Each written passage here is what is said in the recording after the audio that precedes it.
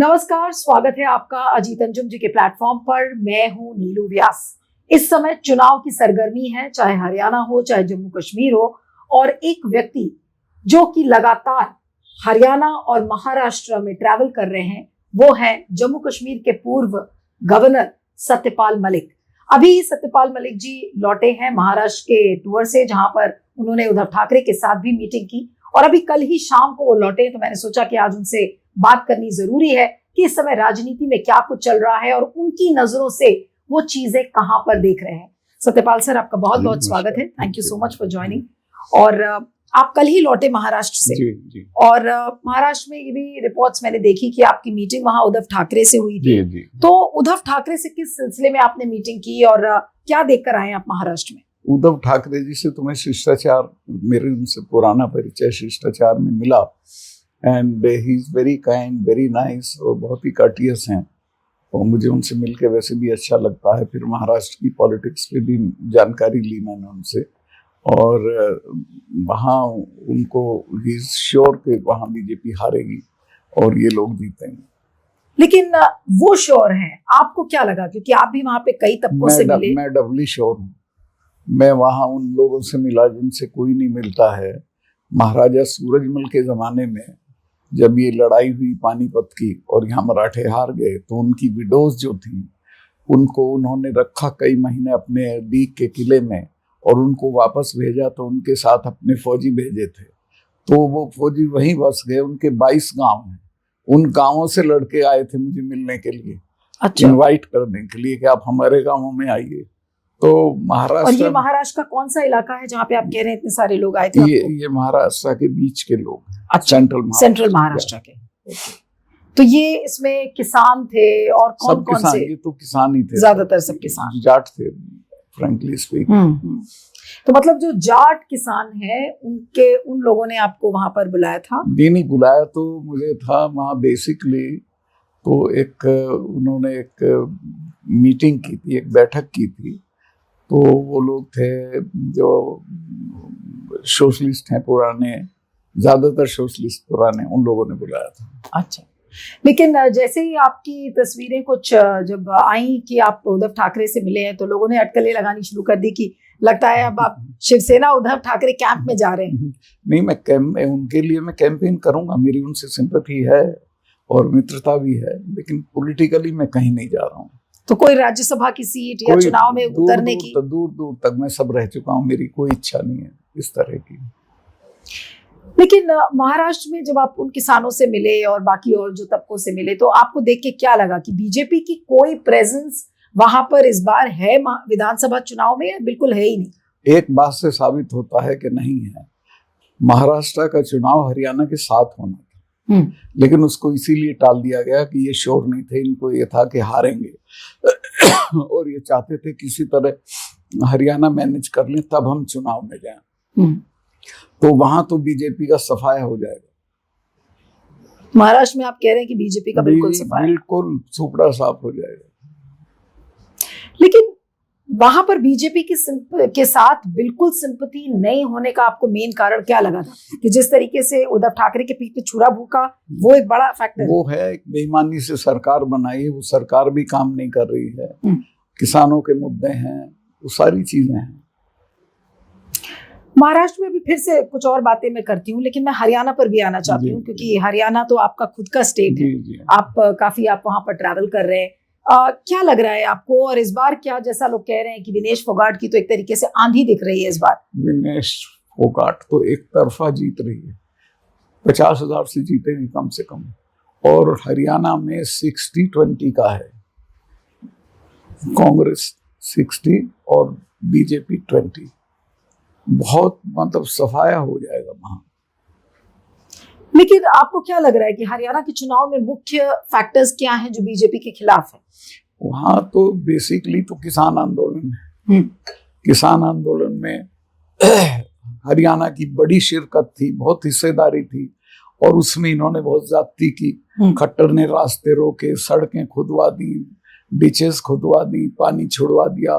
तो उससे बहुत चिढ़े हुए थे लोग। तो अब उनको मौका मिलता है। अभी तो गांव में नहीं जाने दे रहे मंत्रियों को। तो आपको क्या लग रहा है कि मोदी हरियाणा में प्रचार कर पाएंगे या नहीं कर पाएंगे? मुझे तो लगता नहीं वो जाएंगे वहां।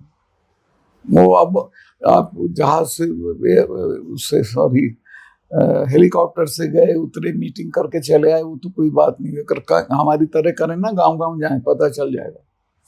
अगर मोदी को ऐसे गांव-गांव जाना पड़े तो क्या हाल होगा? हैकल करेंगे लोग, भगा देंगे, पथराव कर देंगे। अभी मुजफ्फरनगर में वो गई थी लेडी आपकी स्मृति ईरानी, 1 किलोमीटर तक दौड़ाया गांव के लोगों ने, गाड़ी पीछे रह गई, आगे भागती हुई गई।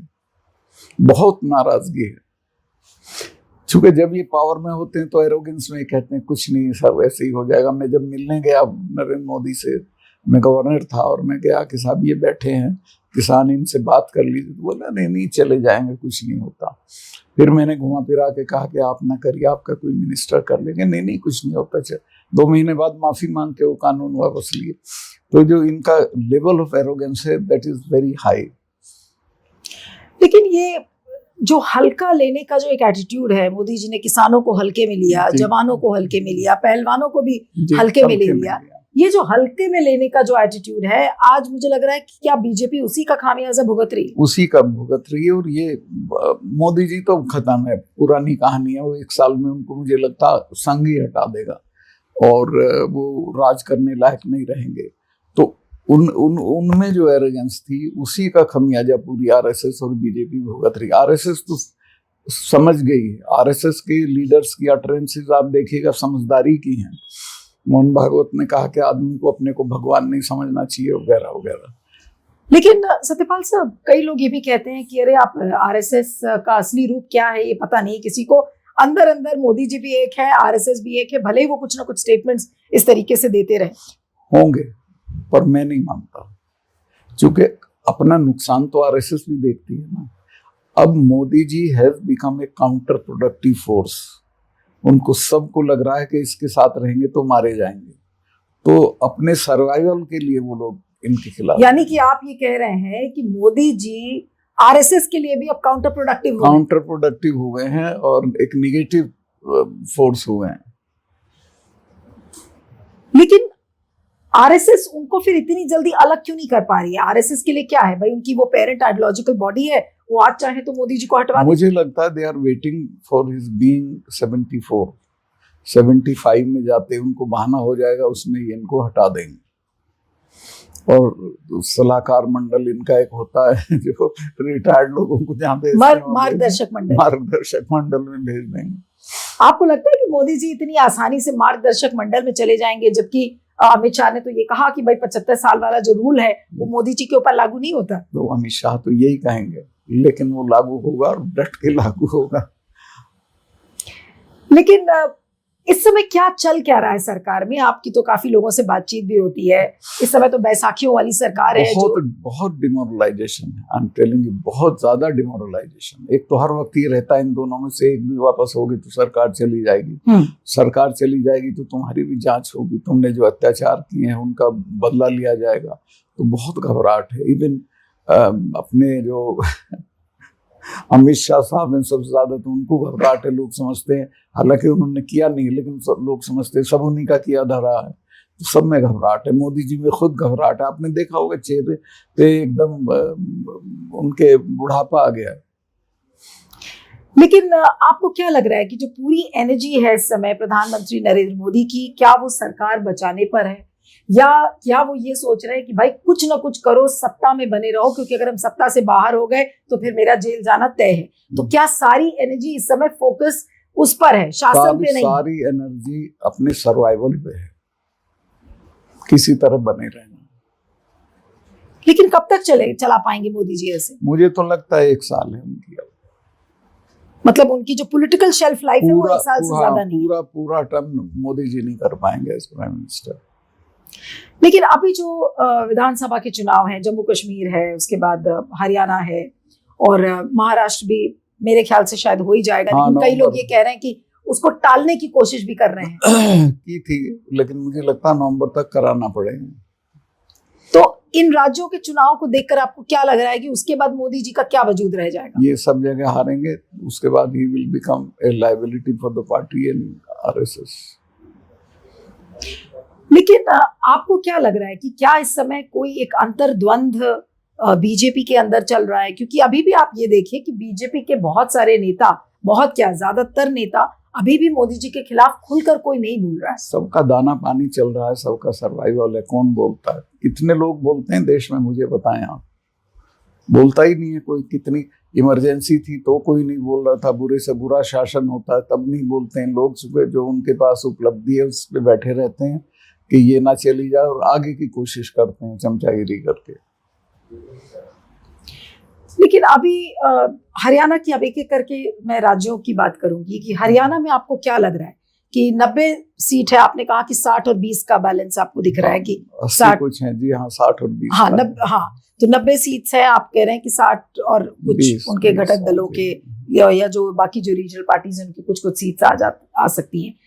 हरियाणा में आपको क्या लग रहा है कि क्या चीज बीजेपी के खिलाफ हो गई? क्योंकि मनोहर लाल खट्टर की 10 साल की सरकार थी, अब वो नायब सिंह सैनी आ गए, लेकिन बीजेपी ने हरियाणा में क्या चीज ऐसी सबसे ज्यादा गड़बड़ की? सबसे बड़ा खराब काम किया किसान मूवमेंट में। किसानों के रास्ते रोक के, उनके साथ जाति करके, पानी छुड़वा के, लाठीचार्ज करा के, उनको दुखी करके, और किसान आंदोलन में बहुत बड़ा पार्टिसिपेशन था हरियाणा का, उससे बहुत नाराजगी हुई। फिर एमएसपी, दाम का सवाल, ये सब कुछ हल नहीं किया। और खट्टर की एक इमेज थी एंटी फार्मर।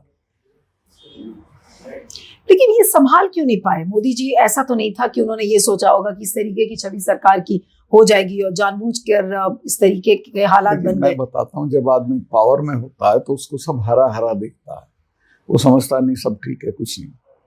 मैं अपने तजुर्बे से कह रहा हूँ, मैं गवर्नर था, मैंने 10 दिन सोचा कि मैं इस पे बोलूं कि ना बोलूं। अल्टीमेटली मैंने डिसाइड किया कि नहीं, हमारे किसान बॉर्डर पे पड़े हैं और मैं यहाँ राजभवन में बैठा रहा हूँ, ये अच्छा नहीं। तो मैं मोदी जी से मिलने गया और उन्होंने पूछा, बताओ क्या हाल है? मैं कहा साहब बुरा हाल है। और ये 4 महीने हुए थे तब, किसान 4 महीने से पड़े हैं, इनसे आप बात कर लीजिए। तो बोले नहीं चले जाएंगे। तो ये एटीट्यूड होता है। फिर मैंने कहा कि नहीं साहब ऐसा नहीं है, आप किसी और से बात करा दीजिए कि कुछ नहीं होगा सत्पाल, ये चले जाएंगे। फिर मैंने गुस्से में कहा कि आप इन्हें जानते ही नहीं, ना सिखों को ना जाटों को, ये तब जाएंगे जब आप चले जाओगे। नहीं, लेकिन मुस्तफा मलिक, जो चीज मुझे थोड़ा हैरान करती है कि हर नेता को उसका पतन कब शुरू हो रहा है ये चीजें थोड़ा दिख जाती हैं, लेकिन मोदी जी की बुद्धि में ये चीज क्लिक क्यों नहीं की? नहीं, क्लिक कर रही है, ऐसा नहीं है क्लिक नहीं कर रही है। नहीं, अगर क्लिक करती तो वो कुछ करेक्टिव मेजर्स भी उठाते, उसको करेक्ट करते। वो तो घमंड में नहीं करते हैं, उन्हें पता तो है गड़बड़ है, लेकिन वो करेक्टिव मेजर वो समझते हो जाएगा। जो मैंने बताया ना, उनका एटीट्यूड, सब चले जाएंगे, सब चले जाएंगे। लेकिन कई बार होता है कि कुछ गड़बड़ी अगर होती है तो सरकार अपनी तरफ से कुछ ना कुछ डैमेज कंट्रोल करती है, कुछ पीआर एक्सरसाइज के थ्रू। क्या अब बीजेपी और मोदी जी खासकर, क्या अब पीआर मशीनरी और डैमेज कंट्रोल की जो एक्सरसाइज है उसके भी बाहर चले गए हैं? क्या वो भी इतना डैमेज हो गया कि वो बियॉन्ड रिपेयर? नहीं, इतना घमंड है कि उनको इसकी जरूरत ही महसूस नहीं हो रही है पीआर करना। वो समझते हैं कि लोग इतने नादान हैं, वो सब भूल जाएंगे चुनाव में। अच्छा, रुपए का बड़ा भारी रोल है, पार्टियां तोड़ रहे हैं रुपए से सब मैनेज कर रहे हैं, समझते हैं सब रुपए से चुनाव मैनेज कर लेंगे। मैं आपको बताऊं, एक मीटिंग में था मैं, तब मैं बीजेपी में था, तो मैं रात की मीटिंग थी वो, मैं नाम नहीं लूंगा नेताओं का, तो मैं I went there with some suggestions. तो उनका भी रुक जाओ, और वहाँ टोटल बातचीत ये हुई कि किन एरियाज में कितनी वोट है, वहाँ पर वो इतना पैसा देंगे तो कितना खर्चा होगा। ये जो गरीब तबका है उस पे तो ये पैसे से खर्च करके वोट लेने की ताकत मानते हैं और उसे करते हैं। तो ये एटीट्यूड जब है तो करेक्टिव एक्शन की कहाँ जरूरत रह जाती है। लेकिन अभी भी मलिक साहब अगर आप देखिए तो उनका जो फोकस है कि अरे हम लाडली बहना स्कीम का जो हर फॉर्मेट है वो हम अलग अलग राज्यों में ले आएंगे, राशन दे रहे हैं, हम घर दे रहे हैं, और उसके बल पे, और आप जो कह रहे हैं कि पैसा चल रहा है, तो इन सब चीजों का एक मिला जुला मिश्रण है, और वही मेरे ख्याल से बीजेपी को कॉन्फिडेंस दे रहा है। उनको लगता है कि वो जीत जाएंगे। वो है असल में शिवराज सिंह ने एक बहुत पॉपुलिस्ट सरकार चलाई, उन्होंने जो काम किए थे वो इन्होंने पकड़ लिए हैं, लेकिन इनसे वो लागू नहीं हो रहे। शिवराज सिंह एक गरीब गुरबा दिखने वाला चीफ मिनिस्टर था, ये सब फैंटास्टिक। या आपने बड़ी इंटरेस्टिंग बात कही, आपने कहा कि शिवराज सिंह की जो नीतियां हैं उसको कॉपी करने की मोदी जी ने कोशिश किया। बिल्कुल वही कर रहे हैं इस वक्त ये। तो क्या आपको लगता है कि मोदी जी का अपना इनोवेटिव दिमाग नहीं है, वो कॉपी कैट है? उनका इनोवेटिव दिमाग दूसरी तरफ है कि पार्टियों को कैसे तोड़ना है, किसको क्या जेल भेजना है। अब आप बताइए, मैंने इनको कंप्लेंट की कि मुझे कश्मीर में इतना इतना रुपया 2 मामलों में ऑफर किया गया था और मैंने दोनों कैंसिल कर दिए, और वो आपके लोगों के मामले थे, अंबानी का था एक। तो आपको ये करने हो तो मुझे हटा के किसी और से करा लीजिए, मैं तो करूंगा नहीं। तो मुझे शाबाशी दी कि नहीं, करप्शन पे कोई वो नहीं। लेकिन उसके बाद ये रंजिश की मेरे साथ कि मैं कश्मीर का गवर्नर रहने के, कश्मीर के गवर्नर को मकान मिलता है दिल्ली में रिटायरमेंट के बाद, मेरे पास कोई ये 1 कमरे का मकान है, कोई मकान नहीं दिया गया। मेरी सारी सिक्योरिटी, आज कोई सिक्योरिटी, मैंने 370 मेरे दस्तखत से हटी थी, पाकिस्तान से मुझे थ्रेट थी, आज कोई सिक्योरिटी मेरे पास नहीं है। और मेरे जितने कर्मचारी थे मेरे साथ, उन सब की जांच करा दी, सीबीआई भेज दी सबके यहाँ, सबके फोन ले लिए। मेरे यहाँ गांव में सीबीआई रेड करके आई, 250 साल पुराना मकान है वहाँ। हमारे चचा के लड़कों ने कहा कि उनमें कभी सूरज नहीं गया उन कोठों में, कहा कि साहब इनमें भूत भी हैं, तो भागा है सीबीआई वाले। तो इन्होंने बहुत रंजिश के साथ, बहुत बदले की भावना से काम करते हैं। वैसे तो मलिक साहब, भगवान न करे कुछ कभी हो ऐसे और आपको भगवान लंबी उम्र दे, लेकिन अगर आज आपको कुछ हो गया या किसी ने आपके ऊपर कभी कोई हमला किया, तो आज उसके लिए कौन जिम्मेदार होगा? क्या आप मोदी को जिम्मेदार ठहराएंगे? 100%। उनके अलावा दुनिया में कोई मेरा दुश्मन ही नहीं। लेकिन इतनी बड़ी दुश्मनी आपने मोदी से मोल ले ली। एक गलती की मैंने, जो मैं गलती नहीं मानता हूँ। उनका ये कहना कि मेरे खिलाफ कोई नहीं बोलता था, ये बोला, उसके बाद बोलना शुरू हुए, ये जिम्मेवार है मेरे। और आप पूरी बीजेपी में मेरे ख्याल से शायद पहले नेता थे, पहला और आखिरी मैं ही बोला। तो उनको ये बर्दाश्त नहीं हुआ बिल्कुल। आप जब भी ट्रैवल करते हैं, और आप तो काफी ट्रैवल करते हैं, हरियाणा, अभी महाराष्ट्र से भी आप कल ही लौटे हैं, जब आप ट्रैवल करते हैं, आप आसपास अपने जब देखते हैं, तो आपको ये डर नहीं लगता कि अरे कहीं ऐसा ना हो कि कोई हमला ही कर दे? क्योंकि सबको पता है कि सत्यपाल मलिक हैं और वो बोलते हैं काफी। नहीं, मेरा सौभाग्य है कि किसान जातियों के 7-8 लोग अपने खर्चे से मेरे साथ जाते हैं। अब की भी वहाँ बॉम्बे में 7 लोग थे, तो और हट्टे कट्टे सब लोग हैं, और वो नीली पैंट शर्ट पहन लेते हैं, तो लगता है सिक्योरिटी के लोग हैं। तो वो कुछ नहीं होता। जम्मू कश्मीर के चुनाव के बारे में क्या लग रहा है इस बार? क्योंकि कई चीजें हैं, वहां इंजीनियर राशिद है, ये आवा इत्तेहाद पार्टी वाले, और उनको ये कहा जा रहा है कि बीजेपी उनको साधने की कोशिश कर रही है, बीजेपी के प्रॉक्सी की तरह वो काम कर रहे हैं। हालांकि जो लोग पोल का सर्वे आया है वो ये कह रहा है कि वहां पर इंडिया अलायंस की सरकार साफ साफ बनती हुई नजर आ रही है, लेकिन चुनाव में ऑन द ग्राउंड चीजें चेंज हो जाती हैं, और इस बार पीडीपी की ज्यादा कुछ प्रेजेंस नहीं है। तो 2-3 दिक्कतें हैं।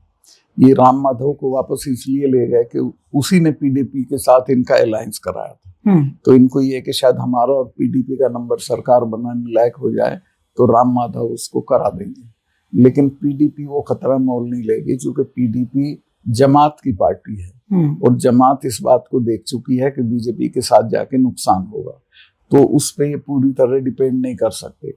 इंजीनियर राशिद का जहाँ तक सवाल है, उसको आप ज्यादा जानकारी करिएगा, तो वो इसलिए जीतता है कि वो अलगाववादी है एक तरह से। इंजीनियर राशिद अलगाववादी पॉलिटिक्स करता है, इसलिए जीतता है, लेकिन वो 2-3-4 सीट से ज्यादा का नहीं। लेकिन अगर मान लीजिए कि इंजीनियर राशिद 3-4 सीट जीत जाता है, तो ये रेडिकल फोर्सेस का जो मनोबल है वो बढ़ जाएगा। वो कितना खतरनाक होगा जम्मू कश्मीर के लिए, और उससे क्या डेंजर्स आप देखते हैं? यही डेंजर्स हैं कि वो रुझान बढ़ेगा लोगों में, फिर वो देखेंगे ये पे करता है, लेकिन वो बीजेपी के साथ नहीं जाएगा इंजीनियर राशिद। कई लोग तो ये भी कह रहे हैं कि हो सकता है कि कुछ ऐसा अगर संख्या बल आ जाए तो नेशनल कॉन्फ्रेंस हो सकता है कि इंडिया अलायंस का साथ छोड़कर और बीजेपी के साथ चली जाए। नहीं, वो तो उनका नंबर आ रहा है, नेशनल कॉन्फ्रेंस और कांग्रेस का मिले जुला दोनों का नंबर आ जाए सरकार बनाने लायक। आपको क्या लग रहा है, आपकी क्या इनपुट्स वहां पे कह रहे हैं कि जम्मू कश्मीर की क्या हालत है? मतलब पॉलिटिकली कितनी सीटें किसको मिल रही हैं अंदाज? मैं नंबर तो नहीं कह सकता, पर इनको मेजोरिटी मिल रही है उमर को और कांग्रेस को। अच्छा, लेकिन महाराष्ट्र में तो आपको लग रहा है कि पूरा सुपड़ा साफ है। महाराष्ट्र में तो सफाया है, बीजेपी कहीं मिलेगी नहीं। मैं गया था उद्धव ठाकरे जी से मिलने, he was full of confidence, और उनको था कि कुछ नहीं है। और उनमें आपस में भी 2-3 पार्टियां जो हैं महाविकास अघाड़ी की, उनमें बड़ी अच्छी अंडरस्टैंडिंग है। और शरद पवार जी ने कल ही कहा कि 1 हफ्ते में हमारा तालमेल हो जाएगा। लेकिन अब अगर तीनों राज्यों की बात करें, और तीनों में ही आपने बताया कि चाहे जम्मू कश्मीर हो, चाहे महाराष्ट्र हो, चाहे हरियाणा हो, तीनों जगह अगर बीजेपी, हम ये मान के चल रहे हैं कि अगर हार रही है बुरी तरह, जो ग्राउंड सिचुएशन कह रही है, अगर तो आप हटा ही दीजिए। अच्छा, आप कह रहे हैं कि इसमें कोई अगर मगर है ही अगर नहीं, हार ही रही, तो बीजेपी ये तीनों राज्य हार रही है आपके हिसाब से। तो अगर तीनों राज्य हार रही है तो फिर मोदी का वजूद क्या बचेगा? पावर है। क्या चीज सर? पावर, जब तक दिल्ली में पावर है वो अपना डटे रहेंगे, कोशिश करेंगे, लेकिन मुझे नहीं लगता उनको रहने देंगे आरएसएस को। तो आपको लग रहा है कि ये जो 3 राज्यों के चुनाव है, इसके बाद आरएसएस और ज्यादा एक्टिव हो जाएगा? एक्टिव हो जाएगा और इनको कहेगा आप हटो। लेकिन अभी हाल में आपने देखा था कि आरएसएस में भागवत जी ने कहा कि, और ऐसे कई कमेंट्स उन्होंने बीच बीच में किए कि भाई लोग भगवान आप अपने आप को क्यों कहते हैं, लोग बताइए किसके लिए, लोगों को बताने दीजिए कि आप भगवान। किसके लिए था ये तो मोदी के लिए था ना। मोदी ने कहा था कि मैं पैदा नहीं हुआ, मैं तो अवतरित हुआ हूँ। लेकिन आपको क्या लग रहा है कि क्या मोदी के पास विकल्पों की कमी हो गई है? मोदी जी के पास नहीं, मैं बता रहा हूँ कि बनावट जो है उसमें अहंकार बहुत है, और जब आदमी में अहंकार होता है तो उसे कुछ दिखाई नहीं देता। अभी उनकी एक तस्वीर वायरल हुई जहां पर वो चंद्रचूड़ साहब के साथ गणेश आरती करते हुए नजर आए थे, उस पर क्या कहेंगे सर? अब चंद्रचूड़ तो कोई इनके बिना सरवाइव नहीं करेंगे, ऐसा है नहीं। ये गए अपना कद बढ़ाने के लिए।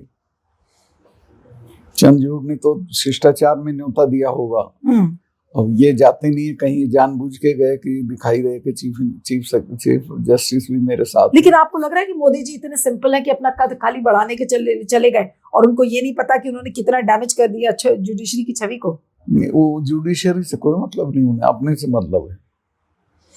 नहीं, तो अपने लिए भी उन्होंने क्या किया? अच्छा, अगर वो चंद्रचूड़ साहब से मिले तो उनकी छवि कैसे? उनको चंद्रचूड़ साहब के जो इधर फैसले आ रहे थे, उनसे लग रहा था कि सुप्रीम कोर्ट इनको फिक्स कर देगा कहीं, तो वो ये साबित करने को गए कि नहीं सुप्रीम कोर्ट मेरे साथ है। लेकिन क्या ये चीज ठीक थी? बिल्कुल नहीं जाना चाहिए था, और मैं तो चंद्रचूड़ साहब का बहुत सम्मान करता हूँ, उन्हें इनको न्योता ही नहीं देना चाहिए था।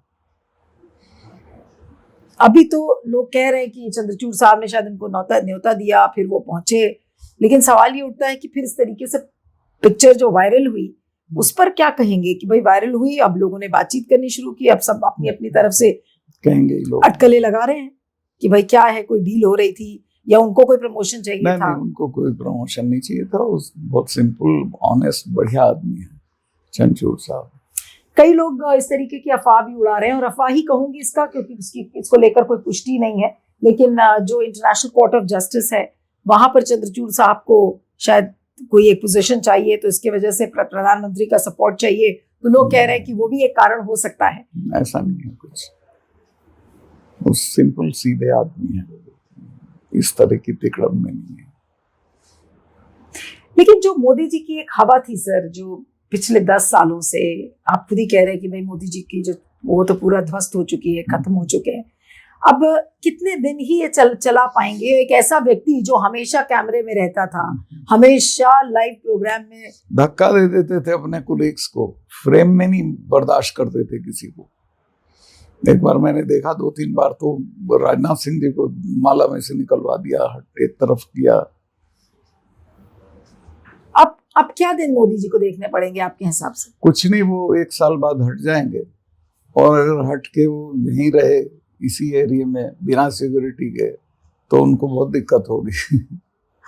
लेकिन मुझे तो लगता ही नहीं कि वो इतनी आसानी से हटेंगे, और सब यही बात कहते हैं। नहीं हटेंगे, क्यों नहीं हटेंगे? यहाँ कौन नहीं हटा? मिसेस गांधी नहीं हटी, जिसको बड़ा तानाशाह माना जाता था।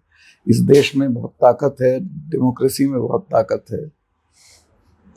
इस समय जो राहुल गांधी की राजनीति है, थोड़े सवाल उस पर भी करूंगी कि राहुल गांधी इस समय अब सोशल जस्टिस की बात कर रहे हैं, कास्ट सेंसस एक बड़ा इशू आ गया है, और जिस तरीके से जो नैरेटिव एक बनाना शुरू किया है राहुल गांधी ने तो हमेशा राहुल गांधी को अब नीचा दिखाने की ही कोशिश की जाती है और उनको गलत ही साबित किया जाता है। और अभी हाल में तो जिस तरीके के कमेंट्स बीजेपी के लीडर्स ने दिए कि हम उनकी जीप काट देंगे, हम उनकी जीप जला देंगे, जो उनकी जीप काट कर लाएगा उसको 11 लाख रुपए मिलेंगे और वो आतंकवादी हैं, इस तरीके के कमेंट्स। और उस पर नड्डा जी ने एक चिट्ठी लिखी है, खड़गे जी ने एक चिट्ठी लिखी थी प्रधानमंत्री को, तो नड्डा जी ने उसका जवाब देते हुए लिखा है कि भाई ऐसे तो राहुल गांधी प्रधानमंत्री के लिए पता नहीं क्या क्या कहते थे और पूरी कांग्रेस ने उनको गाली बका है। इस तरीके के नैरेटिव को क्या कहेंगे? ये राहुल गांधी से बहुत घबराए हुए। आप नोटिस करिएगा जिस दिन राहुल गांधी पार्लियामेंट में जाते हैं, प्रधानमंत्री नहीं जाते हैं। और राहुल गांधी का कद बहुत बढ़ा है, उसके लिए बड़ा सिंपैथी है देश में, और वो स्वीकार कर लिया लोगों ने राहुल गांधी को कि हाँ ही इज द लीडर। और वो ही इज टॉकिंग सेंस, सब सेंसिबल बातें उठा रहा है, एमएसपी भी उठा रहा है, ये सब चीजें भी उठा रहा है जो आज जरूरी है, महंगाई का भी और ये आपका सेंसस का भी, ये सारे सवाल सही उठा रहा है। और मेरे से तो मिला, वो एक इंटरव्यू मेरा करने आए थे, तो मुझे तो बहुत ही समझदार, सेंसिबल, शिष्ट, बहुत बढ़िया लगे। लेकिन पूरी बीजेपी की ट्रोल आर्मी तुमको पप्पू बताती है।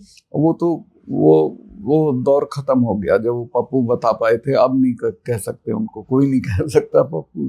Rahul Gandhi is a leader in his own right and he will succeed. आपको लगता है कि मोदी जी कभी भी राहुल गांधी की प्रेजेंस को एक्नॉलेज भी करेंगे? क्योंकि आप ये देखिए कि खड़गे जी ने जो पत्र लिखा अभी मोदी जी को, तो उसमें उन्होंने यही लिखा कि भाई लीडर ऑफ द ऑपोजिशन है और आपके नेता, आपके घटक दल वो इस तरीके से बात कर रहे हैं कि, और एक तरविंदर सिंह मारवा ने तो हद ही कर दी थी, उन्होंने तो ये कह दिया कि राहुल गांधी तुम संभल जाओ वरना तुम्हारा तो वही हश्र होगा जो तुम्हारी दादी का हश्र हुआ था। अब एक लीडर ऑफ द ऑपोजिशन के लिए इस तरीके की बात करना, और इसी बात को खड़गे जी ने पत्र में लिखा था। नड्डा जी उसको उल्टा बता रहे हैं कि आपके तो सभी लोग प्रधानमंत्री को भी गाली बकते हैं, और पूरी 110 गाली उन्होंने गिनवा डाली उस पत्र में। तो क्या कहेंगे कि क्या मोदी जी राहुल गांधी को कभी भी as a leader of the opposition acknowledge करेंगे या नहीं करेंगे? लीडर ऑफ ऑपोजिशन तो वो एक्नॉलेज करें ना करें वो है ही है। मोदी जी उनसे घबराए हुए हैं, कॉम्प्लेक्स्ड। राहुल गांधी के जो अटरेंसेस हैं, जो बोल रहा है, जो बातें कह रहा है, उनका इन पे जवाब नहीं है किसी चीज का। लेकिन आपको लगता है कि कभी वो समय आएगा जब वो राहुल गांधी की बातों को मानेंगे कि हाँ वो सही कह रहा था? स्मृति ईरानी ने तो एक्नॉलेज किया, स्मृति ईरानी ने एक इंटरव्यू में तो ये भी कहा कि हाँ राहुल गांधी एक नए तरीके की राजनीति कर रहे हैं। वो किसी आई थिंक वो किसी टीवी चैनल को या किसी पॉडकास्ट में उन्होंने इस इंटरव्यू में अपने बोला इस बात को कि राहुल गांधी तो एक नए तरीके की राजनीति कर रहे हैं। तो अगर स्मृति ईरानी एक्नॉलेज कर सकती है तो फिर मोदी जी क्यों नहीं? तो स्मृति ईरानी और मोदी जी में ज्यादा फर्क नहीं है उनको बिना बताए नहीं बोली होंगी वो।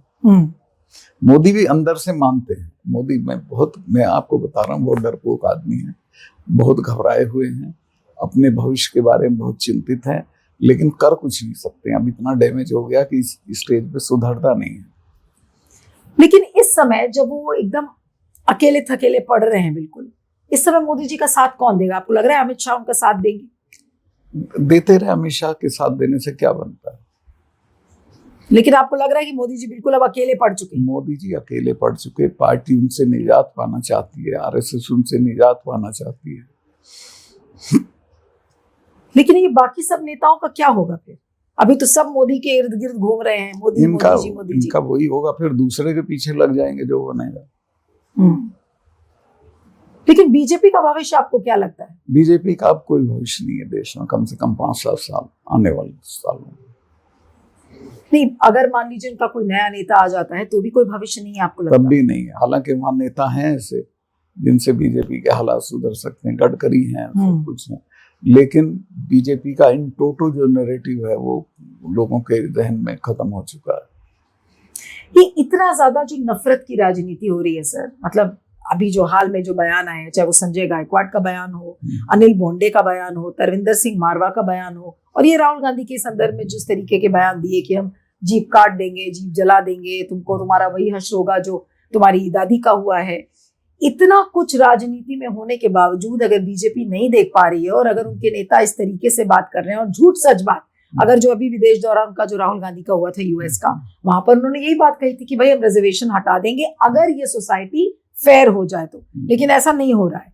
इसलिए हम 50% से ज्यादा रिजर्वेशन की वो बार बार बात कर रहे हैं। लेकिन उनकी बीजेपी की ट्रोल आर्मी ने अभी भी उसको तोड़ मरोड़ कर उनका एक क्लिप काट दिया। झूठ फैलाते हैं वो कहीं it carries no conviction with the people. लोग जानते हैं कि राहुल गांधी रिजर्वेशन के पक्ष में है और वो उन्होंने शर्त के साथ बात कही थी।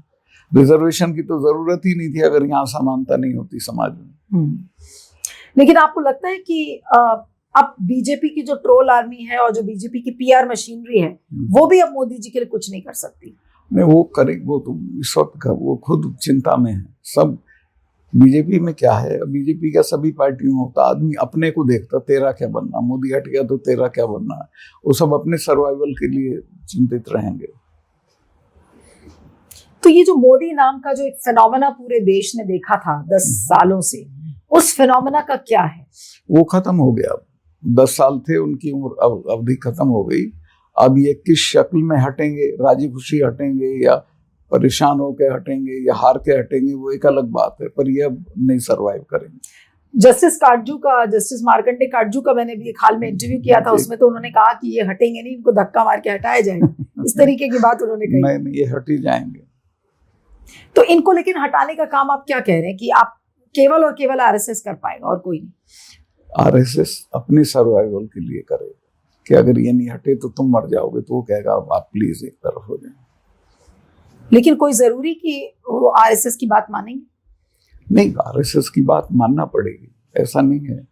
वो उसने कहा तो था नड्डा ने कि बीजेपी इतनी समर्थ है कि अपने बूते पे चुनाव हो गया ना, अपने बूते पे चुनाव 400 पार जा रहे थे तो 225 पे जाके रुके।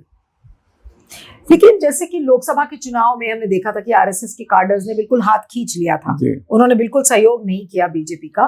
तो अभी जो राज्यों के चुनाव हैं, आपको क्या लग रहा है? आप जब जमीन पर गए तो हरियाणा और महाराष्ट्र, वहां पर आरएसएस का सहयोग कर नहीं रहा। इनके हटने तक आरएसएस एक्टिव नहीं होगा। अच्छा, मतलब मोदी जी हट जाएंगे तो आरएसएस फिर एक्टिव होगा। आपको लगता है कि आरएसएस कभी इंडिया अलायंस का सहयोग कर सकता है?